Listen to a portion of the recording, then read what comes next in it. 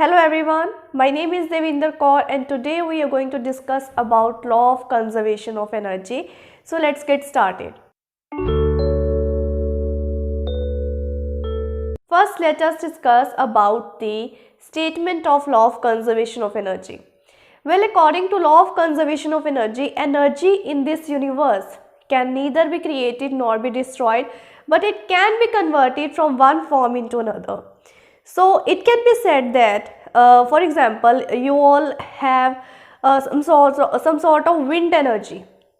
Okay, so there would be wind turbines, there would be huge wind blades around you. Okay, so that whole wind energy has been converted into electrical energy and reaches your home, and that electrical energy has been converted into rotational energy of fan or light energy of bulbs or tube lights.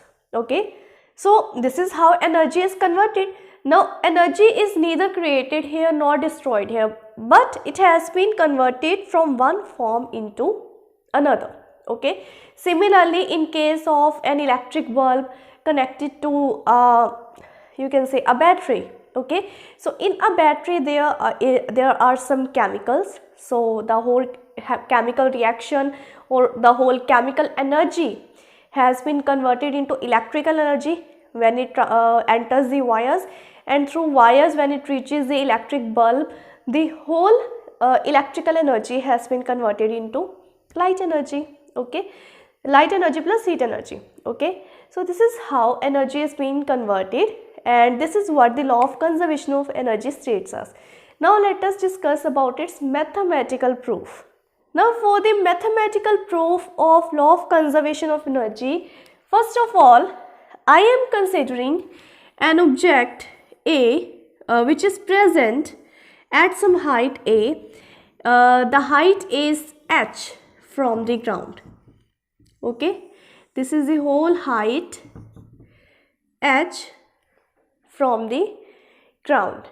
So this object we will try to free fall this object. Since we are trying to free fall this object, the initial velocity of this object is 0. So let us say it has reached a point B here. The object, when we try to free fall it, the object reaches at point B and it has covered the distance of S. Okay, so when it reaches the ground, let us that point is C. At C point it reaches the ground. So at C the distance remains as h minus s. Since the whole distance is h, it has covered s distance, so the remaining distance is h minus s. Okay, so we have considered a situation here. Now first of all let us assume at point A what kind of energy is there, how much the amount of energy is there. Okay, so now at point A. Now at point A, if you consider that the object here is at the state of rest, that means its initial velocity is 0, and since its initial velocity is 0, we would consider that the kinetic energy here is mu square over 2. Since u is 0, the whole term comes out to be 0. So at this point kinetic energy is 0. So what about the potential energy? Potential energy is gravity is acting on this object, so the force of attraction is acting on the object, that's why it is placed here. Okay, so the weight is also acting on the object, that weight or force is m into g. Since in case of potential energy it is F times S, so the distance or height from the ground is h, so it is mgh. Now let us try to know about that, how much of the total energy is present in that object at point A, so the object possess at point A. So at point A, total energy at point A sub A is equals to kinetic energy plus potential energy. So kinetic energy is 0 plus potential energy is mgh. So total energy at A is equals mgh. So I am keeping this equation number 1. Now let us talk about when the object reaches at point B. Now at point B, it has covered the s distance. Now why it has covered the s distance? Because the force of gravity is acting on it. So at this point too, the force of gravity mg is acting on this object. Okay. Now at this point, the object has covered this distance. That means it has occupied some speed. Okay. So let us say it has occupied some speed of v1. Now how much this v1 is? So for that, let us consider the equations of motion.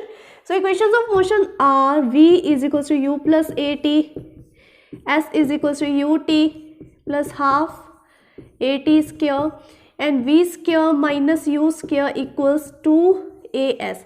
Since we do not need any sort of time here, so we are gonna reject the first two ones and we are only gonna keep the last one. So for the last one, we are taking v1 square, u square, that means u is 0. So this whole term is 0 equals 2 times gravity is acting on this object, so g, and how much distance it has covered? It has covered s distance. Okay, so I have v1 square is equals to 2gs.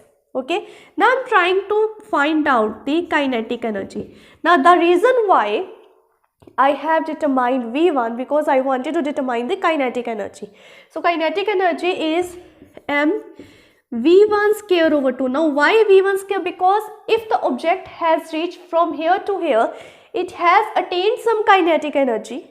Okay, and that kinetic energy is attained because it has attained some speed. Because initially the object was at rest and there was no velocity, there was no speed.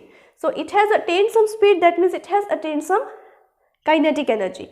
So the kinetic energy is m into 2gs over 2, and the 2 and 2 would cancel out and we will be left with mgs.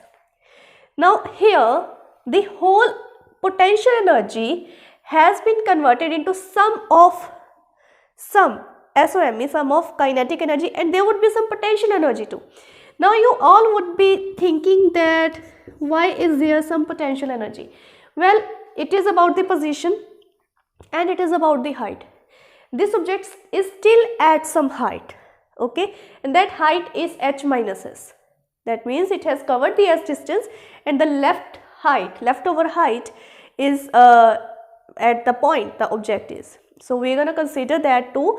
So for that, it is, of course, gravity is acting, force of gravitation is acting, times how much height at this point the object is. It is at h minus s. So I am going to solve this as mgh minus mgs.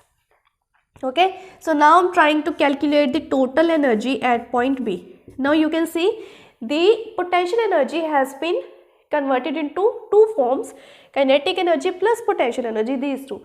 So the kinetic energy plus potential energy equals to, kinetic energy is mgs plus potential energy is mgh minus mgs, and these two would cancel each other because of negative signs.